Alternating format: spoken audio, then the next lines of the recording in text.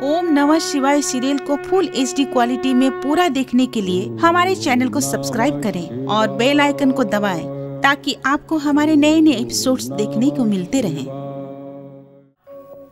मैं ओंकार हूँ, जगत में सभी का हित चिंतन करने वालों का मैं कर्णधार हूँ। पर जो प्राणी स्वार्थ, वासना और अहंकार के वश होकर प्रकृति के नियमों के विरुद्ध जाते हैं, उनके लिए मैं भीषण प्रहार हूं। मैं ओंकार हूं। तारकासुर के दरबार में नारद उसका विरोध करते हैं। वे शिवपुत्र के विषय में बताते हैं।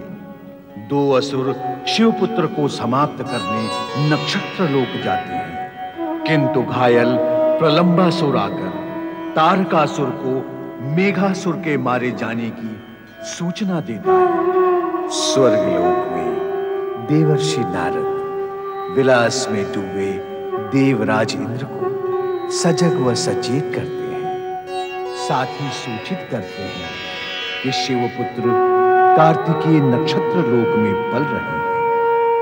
इंद्र वहां जाने का निश्चय करते हैं। कार्तिकेय माताओं से वार्ता कर सोने का उपक्रम करते हैं। तभी तारकासुर उनका वध करने वहां आता है, किंतु त्रिशूल से भयभीत होकर भागता है। तत्पश्चात देवराज इंद्र वहां आते हैं और कार्तिकेय से तर्क व उग्र संवाद के कारण उस पर प्रहार करते हैं। पर आकाशवाणी द्वारा सत्य का ज्ञान होने पर क्षमा याचना करते हैं। उधर कैलाश पर पार्वती व शिवगण शिवाराधना करते हैं। तब भगवान शिव पार्वती को बताते हैं कि उनका पुत्र 10 वर्ष का हो चुका है। ये सुनकर पार्वती पुत्र के लिए व्याकुल हो उठती है। शिवनंदी को कार्तिकेय को लाने के लिए आज्ञा देते हैं, जहां कार्तिकेय अपनी 6 माताओं के साथ क्रीड़ा में मग्न है। यहाँ कहाँ? यहाँ। तुम्हारा यहाँ तो हमारा कहाँ? और वहाँ हो जाता है ना? मैंने यहाँ का पता बता दिया तो कहाँ और वहाँ का कुछ भी नहीं रहेगा। फिर तो सारा खेल समाप्त हो जाएगा। तो ठीक है, हम एक साथ आती हैं सभी माताएं पता लगाने के लिए कि तुम कहाँ हो। सब एक साथ? अरे नहीं नहीं, फिर तो मैं पकड़ा जाऊंगा। अरे कुछ दया करो इस बालक पर। दया? किस बात की दया? दया नहीं तो विचार ही सही। विचार करो।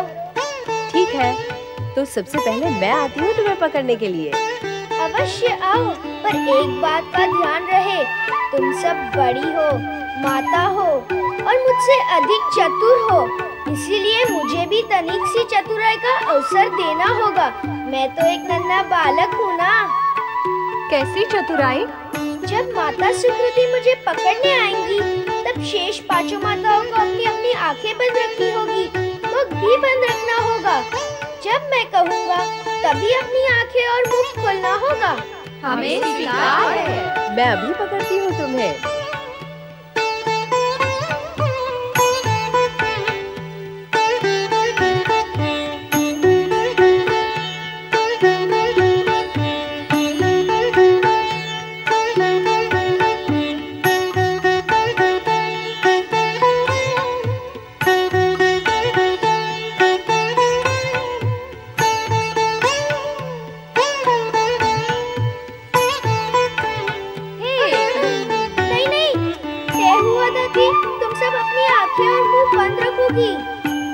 कार्तिकेय, इनकी आंखें और मुख तो बंद हैं।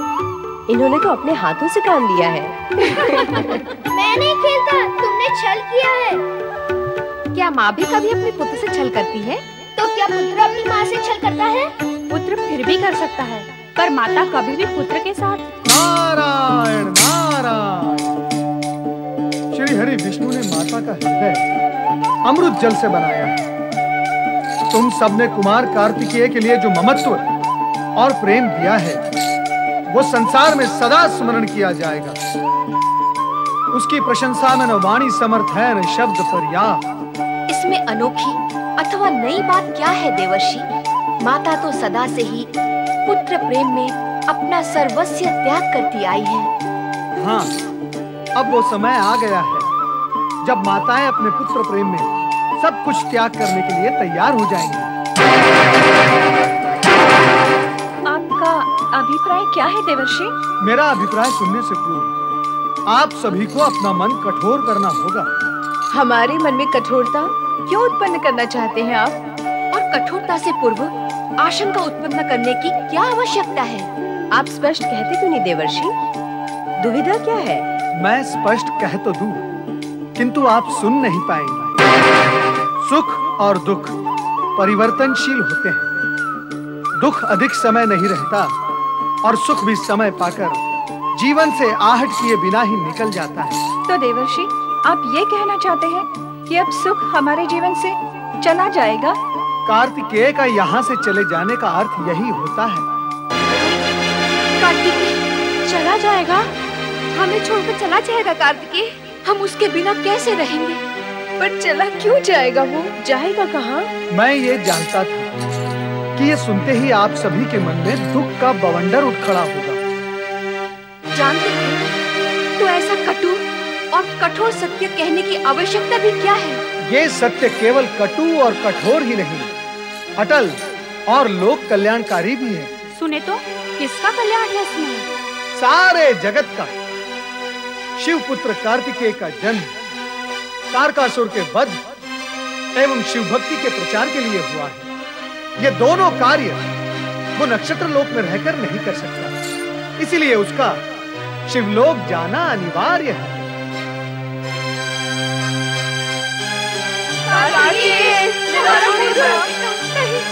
हम कार्तिकेय के बिना नहीं रह सकते। नहीं, हम कार्तिकेय को कहीं नहीं जाने देंगे।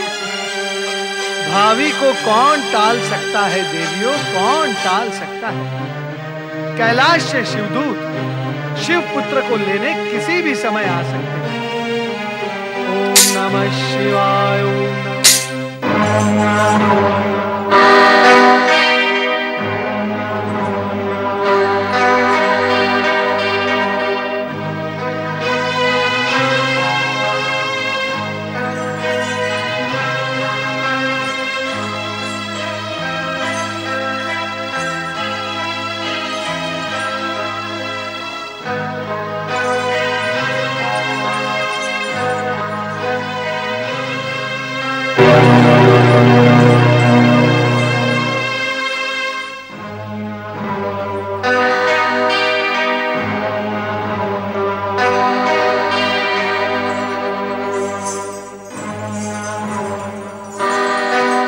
नक्षत्र लोक तो इसी ओर था, किंतु यहाँ तो कुछ भी दिखाई नहीं दे रहा है। लगता है मूल स्थान से बहुत दूर निकल आए हैं। चलकर उस ओर देखना चाहिए। चलो। नारायण नारायण नारायण नारायण नारायण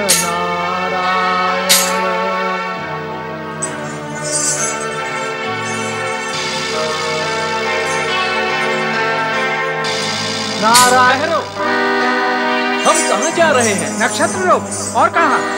नक्षत्र लोक में क्या अंधकार होता है? वहाँ तो नक्षत्रों का प्रकाश होता है। तो फिर नक्षत्र लोक कहाँ है? नंदी और शिवगण कुमार कार्तिकेय को लेने जा रहे हैं, परंतु मार्ग से भटक गए हैं। चलो उसो। अरे अरे अरे अरे, ये तो नक्षत्र लोक की ओर न जाकर विपरीत दिशा में जा रहे हैं। चलो नारद, इन्हें रोकना होगा। हमने नक्षत्र लोक की सारी जगमगाहट लोप कर दी है, फिर भी नंदी और शिवगण इसे खोज रहे हैं। मेरा मन तो आशंकित है कि कहीं देवर्षि की वाणी सत्य सिद्ध हो जाए। नहीं नहीं, हम ऐसा नहीं होने देंगे। लगता है किसी मायावी ने माया का प्रसार किया। नारायण नारायण। नंदी महाराज, ये माया किसी मायावी की नहीं है। ये माया माताओं की है। पुत्र प्रेम में डूबी हुई माता किसी मायावी से कम नहीं होती। देवऋषि, आप यहाँ इस समय? नंदी महाराज, नारद के लिए समय, स्थान, मानव, दानव कोई बाधक नहीं बन सकता। पर देवऋषि, हम इस समय बाधा में पड़े हुए हैं। नंदी, तुम जिस उद्देश्य को लेकर नक्षत्र लोक पहुंचना चाहते हो, उसके समाचार मात्र से वहां शोक व्याप्त हो गया है। नक्षत्र लोक की 6 माताएं व्याकुल अपने पुत्र वियोग को सहन करने की मनस्थिति में नहीं है। इन 6 माताओं ने 10 वर्षों तक कार्तिकेय को अपने पुत्र के भांति पाला, पोसा, प्रेम किया है और यकायक उस पुत्र को तुम्हें सौंपने में उन्हें कितनी पीड़ा होगी। नंदी, इसलिए उन 6 माताओं ने चारों ओर अंधकार कर दिया है ताकि तुम वहां तक न पहुंच सको। हमें भगवान भोलेनाथ ने कुमार कार्तिकेय को ले आने की आज्ञा दी है। उनकी आज्ञा का पालन तो करना ही पड़ेगा। हमारा मार्गदर्शन करें देवऋषि। नारायण नारायण। मार्ग तो मैं बताऊंगा, परंतु सावधान, शिव आज्ञा पूर्ण करने के प्रयत्न में माता रूपी कृतिकाओं के मन को अपने कठोर व्यवहार से पीड़ित न करना। उन्होंने कार्तिकेय को छिपा दिया है। वो इतनी सरलता से कार्तिकेय को तुम्हें नहीं सौंपेंगे, परंतु तुम सहज रहना। ओम नमः शिवाय का जाप करते हुए आगे बढ़ो। मार्ग तुम्हें स्वयं दिखाई देगा। मैं आपके आदेश का पालन करूंगा देवऋषि। नारायण नारायण। ओम नमः शिवाय, ओम नमः शिवाय, ओम नमः शिवाय, ओम नमः शिवाय, ओम नमः शिवाय, ओम नमः शिवाय, ओम नमः शिवाय, ओम नमः शिवाय, ओम नमः शिवाय, ओम नमः शिवाय। कुमार कार्तिकेय की पालनहार माताओं, शिव भक्त नंदी और शिव गण का प्रणाम। आप सभी कुमार कार्तिकेय की धर्म माताएं हैं। मैं भी आपको माता का सम्मान देते हुए आपसे प्रार्थना करता हूं कि भगवान शिव की आज्ञा से कुमार कार्तिकेय को लेने आया हूं। नंदी महाराज, आप शिवाज्ञा के वश में हैं और हम पुत्र प्रेम के वश। हमारा क्या होगा? कुमार कार्तिकेय के बिना हम कैसे रह पाएंगी? हमारे विषय में भगवान शिव और आपने क्या सोचा? पूज्य माताओं, सोचने का कार्य तो वर्तमान स्थिति में आप ही को करना है। तारकासुर के अत्याचार से तीनों लोग त्राही माम पुकार रहे हैं। उसका वध केवल शिव पुत्र कुमार कार्तिकेय के हाथों ही हो सकता है। फिर माता पार्वती भी तो पुत्र वियोग में व्याकुल हैं। अर्थात हमें ही सबकी चिंता करनी होगी। हमारी चिंता कौन करेगा? सभी की चिंता करेंगे तो जगत में आपका मान बढ़ेगा। आप तो केवल 6 माता हैं। तारकासुर ने न जाने कितनी माताओं को निपुता कर डाला है। अब भी आपने विचार नहीं किया तो न जाने कितनी माताओं को निपुता कर डालेगा और कितने पुत्रों को अनाथ। एक के लिए अनेक का नहीं, अनेक के लिए एक का स्वार्थ बलि चढ़ाना लोक हित में होता है, लोक मान्य भी होता है। मेरा पुत्र, क्यों कुमार, तुम हमें छोड़कर चले जाओगे? हमारे प्रति तुम्हारा प्रेम समाप्त हो जाएगा? क्या हमें छोड़कर जाने में तुम्हारे मन में पीड़ा नहीं होगी? नंदी महाराज ने अभी अभी कहा तो है कि अनेक के लिए एक का त्याग जगत में प्रतिष्ठा पाता है, और मैं जा भी कह रहा हूँ। पुत्र क्या अपनी माता से दूर जाकर भी हृदय से दूर जा सकता है क्या? अरे बुद्धिमानों की तरह बातें करने लगा है तू। एक साथ 6 माताओं की शिक्षा, संस्कार और प्यार मिला है मुझे। कुमार, हम सभी माताएं तुझ पर अपनी सारी ममता न्योछावर कर देंगी, पर तुझे यहाँ से कहीं जाने नहीं देंगी। माँ सोचो तो, इस जगत में ऐसी कौन सी माता होगी जो जगत में व्याप, अनीति, अन्याय और अत्याचार को रोकने से अपने पुत्र को रोकेगी। हमारा पुत्र बुद्धिमान हो गया है, परमार्थ की बातें करता है। परमार्थ के लिए हमें स्वार्थ का त्याग करना ही होगा।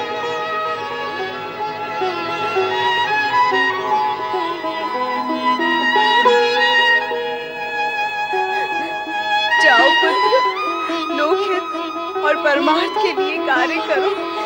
विधाता तुम्हें असीम बल, सामर्थ्य और सौभाग्य दे। हमें भूल न जाना पुत्र। आपकी स्मृति मुझे शक्ति देगी माताओं। नंदी महाराज, ध्यानपूर्वक संभाल के ले जाना कुमार को। माता पार्वती और भगवान शिव से हम सभी का नमन कहना। आप निश्चिंत रहें।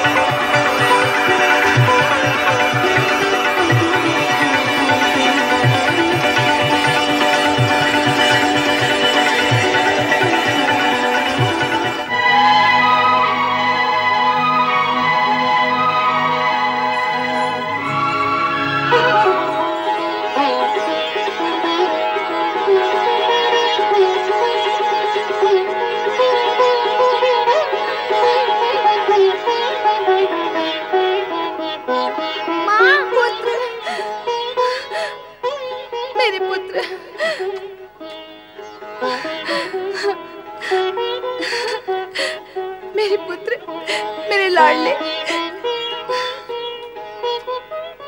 कहाँ था तू अब तक? आया क्यों नहीं अपनी माता के पास? तेरे बिना कितनी सूनी सूनी थी मैं। बोलता क्यों नहीं? आया क्यों नहीं तू?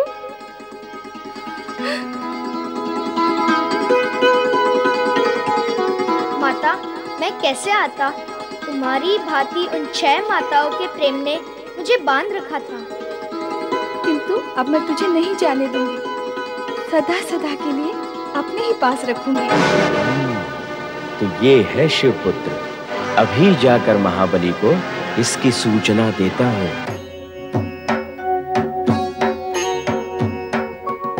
परब्रह्म पिता परमेश्वराय नमः।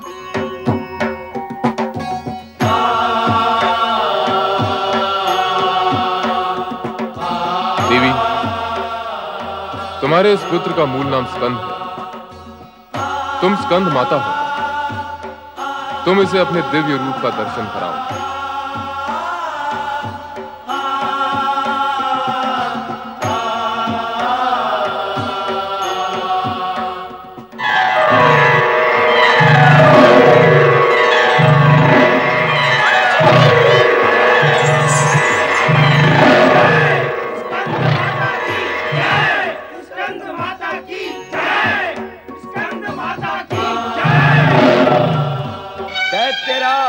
महाबली तारकासुर की जय हो। जय हो। असुर सम्राट महाबली तारकासुर की जय हो। जय हो। सेनापति प्रलंबासुर, तुम स्वयं तो लंबासुर हो ही, फिर तुम्हारा मुख लंबा क्यों हो गया? क्षमा करें महाबली, दुर्भाग्य हम सबके सिर पर मंडरा रहा है।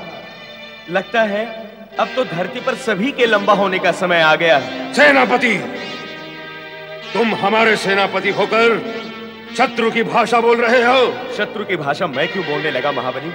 स्वयं शत्रु ही बोलेगा। आप यहाँ बैठकर जय जयकार सुनकर प्रसन्न हो रहे हैं और मैं स्वयं अपनी आंखों से देखकर आ रहा हूँ। वहां कैलाश पर शिवपुत्र प्रकट हो चुका है। नहीं, शिवपुत्र के हाथों तुम्हारा संहार होगा।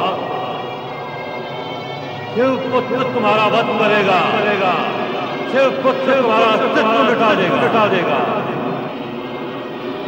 शिवपुत्र तुम्हारा अस्तित्व मिटा देगा। नहीं नहीं नहीं, शिवपुत्र के हाथों हमारा संहार नहीं होगा। शिवपुत्र का संहार हमारे हाथों होगा। हमारे हाथों।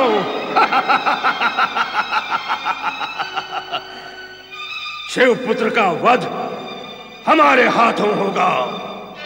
सेनापति, आज्ञा करे महाबली। कैलाश पर आक्रमण करने की तैयारी करो। नारायण नारायण। कैलाश पर आक्रमण करने की भूल कदापि न करना दैत्यराज, अन्यथा तुम्हारे वंश का सर्वनाश हो जाएगा। जिसके पुत्र के हाथों तुम्हारी मृत्यु का योग लिखा है, उसी पर यदि आप आक्रमण करोगे तो आपकी दशा क्या होगी, इसका अनुमान आप स्वयं लगा सकते हैं। अनुमान लगाने जैसा घटिया काम तुम करो नारद।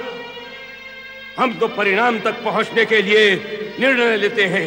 नारायण नारायण। दैत्यराज, कभी कभी आप भी घटिया काम कर ही लिया करो, ताकि आयु बढ़ने के कष्ट से बचे रहोगे, है ना?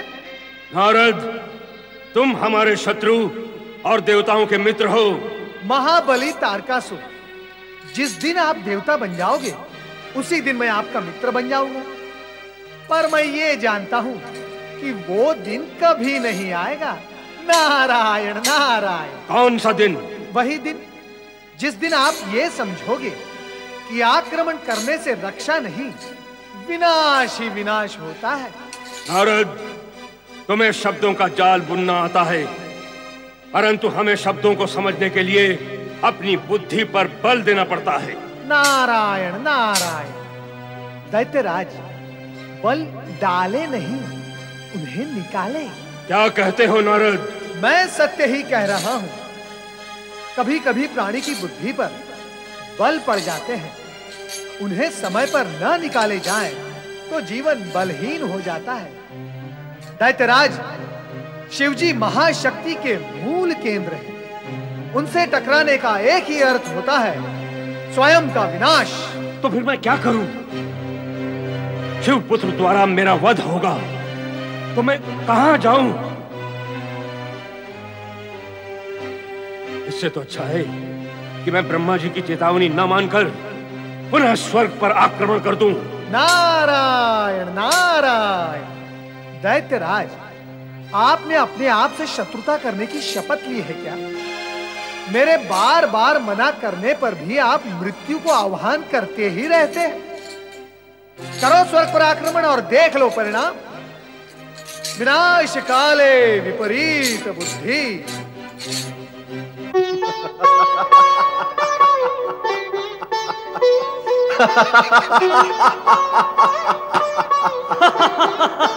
तारकासुर के अब सब तारे डूब जाएंगे। तारकासुर का अंत समय अब समीप आ गया है। हाँ, नंदी कुमार कार्तिकेय को लेकर कैलाश लौट आए हैं। माता पार्वती ने कुमार कार्तिकेय को स्कंद माता का रूप भी दिखा दिया है। अब तारकासुर का वध निश्चित है और हमारी चिंताओं का भी अंत वही समझो। तो अब तारकासुर से सदा सदा के लिए हमें मुक्ति मिल जाएगी। हाँ, तत्पश्चात हमें स्वर्ग लोक से भागकर इधर उधर भटकना नहीं पड़ेगा। नारायण नारायण नारायण। श्रीमन नारायण नारायण नारायण। पधारे देवर्षि, आपका स्वागत है। कहिए, क्या समाचार हैं अन्य लोगों के?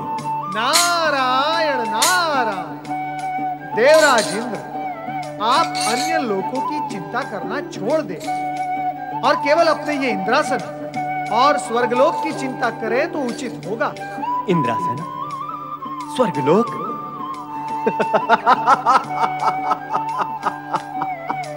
देवर्षि, अब हमें इस इंद्रलोक और इंद्रासन की चिंता करने की क्या आवश्यकता है? कुमार कार्तिकेय कैलाश आ चुके हैं। तारकासुर की कुछ सांसें शेष बची हैं, शीघ्र ही वो भी समाप्त हो जाएंगी। तत्पश्चात हमें चिंता करने की क्या आवश्यकता है? नारायण नारायण। यही सारी गड़बड़ होती है। वो कैसे देवर्षि? देवराज, हम नीति और नियम को स्वार्थ के नीचे रख देते हैं। जब ऐसा होता है हमें कष्ट होता है, और जब हम नीति और नियम को स्वार्थ के ऊपर रखते हैं तो कष्ट हमसे दूर भागने लगता है। आपका अभिप्राय क्या है? मेरा अभिप्राय वही है जो आपका नहीं है। देवराज, कुमार कार्तिकेय के कैलाश पर आने से आप सभी देवगण प्रसन्न हैं? क्यों प्रसन्न हैं आप? आप सब कुछ जानते हुए भी इतने अज्ञानी क्यों बन रहे हैं देवर्षि? क्या आपको ज्ञात नहीं है कि शिवपुत्र द्वारा ही तारकासुर का वध होगा? देवराज, कुमार कार्तिकेय को तारकासुर तक कौन ले जाएगा? कौन कहेगा कुमार कार्तिकेय से कि वे तारकासुर का वध करें? क्या शत्रुता है उनकी तारकासुर से? क्यों करेंगे वे तारकासुर का वध देवराज, क्यों?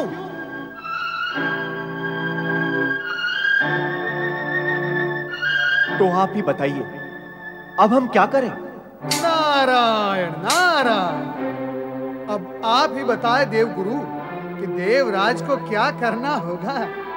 नहीं देवऋषि, गूढ़ रहस्य व गूढ़ सत्य तो आप ही जानते हैं। बताएं देवर्षि, क्या करना होगा हमें? आपको भगवान शिव के सम्मुख जाकर कुमार कार्तिकेय से प्रार्थना करनी होगी कि वे आपके देव सेना के सेनापति बने। देवऋषि ने सही मार्गदर्शन दिया है। देवराज को कैलाश जाकर नियम व नीति का पालन करना होगा। मैं श्री हरि विष्णु को लेकर कैलाश जाऊंगा। समय कम है और कार्य अधिक एवं विकट, इसीलिए अधिक समय व्यतीत करना उचित नहीं होगा, अन्यथा तारकासुर की शक्ति बढ़ती ही जाएगी और फिर जो भावी को स्वीकार होगा वही होगा। नारायण नारायण। देवर्षि, मैं आपका संकेत समझ गया। मैं यथाशीघ्र श्री हरि विष्णु के पास पहुंच रहा हूं।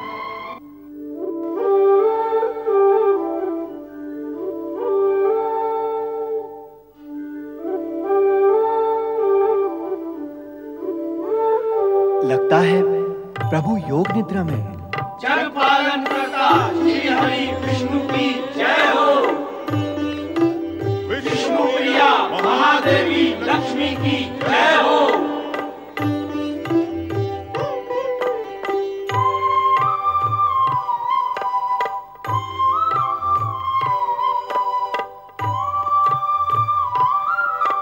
देवराजेंद्र, आप देवगण और गुरु बृहस्पति के साथ पधारे हैं।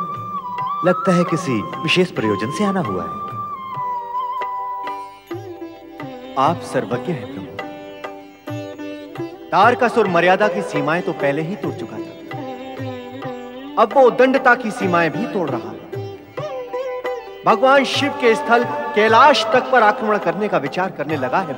अब तो ब्रह्मदेव की चेतावनी की अवहेलना कर वह पुनः स्वर्ग पर आक्रमण करने की तैयारियां कर रहा है।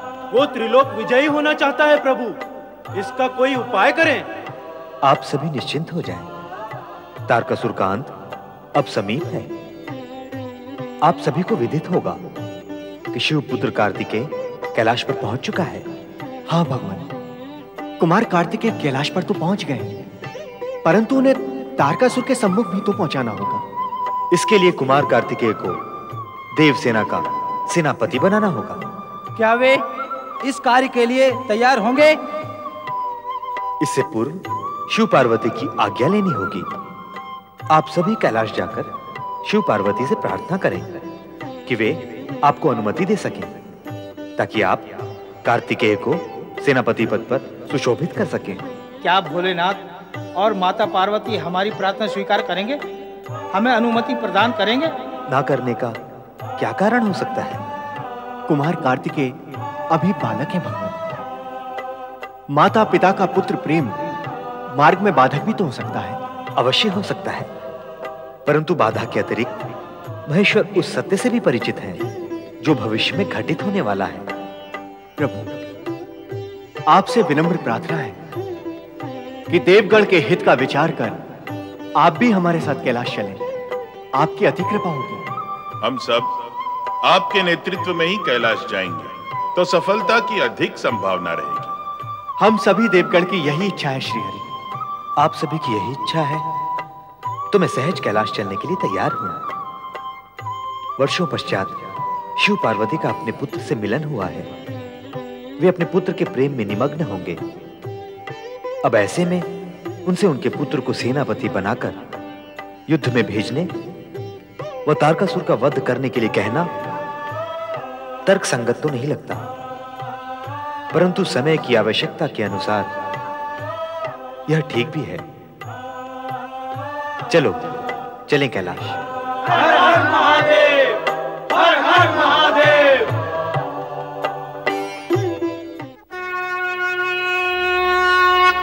ओम नमः शिवाय, ओम नमः शिवाय, ओम नमः शिवाय, ओम नमः शिवाय,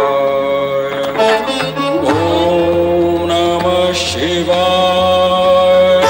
ओम नमः शिवाय, ओम नमः शिवाय, ओम नमः शिवाय, ओम नमः शिवाय, ओम नमः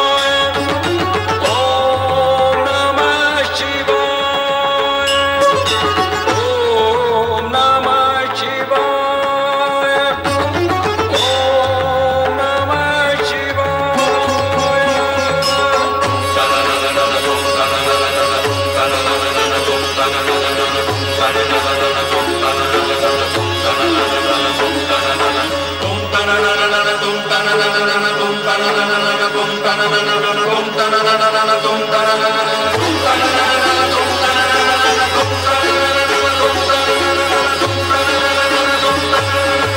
ओम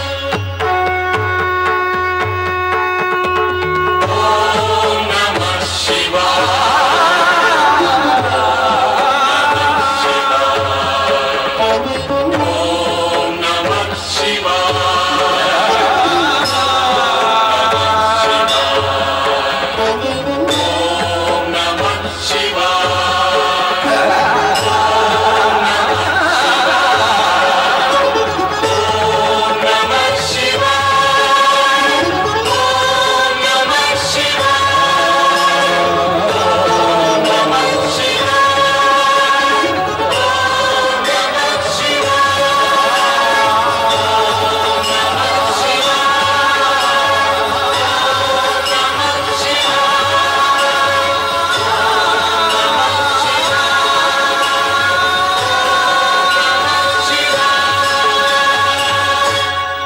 ओम नमः शिवाय, नमः शिवाय।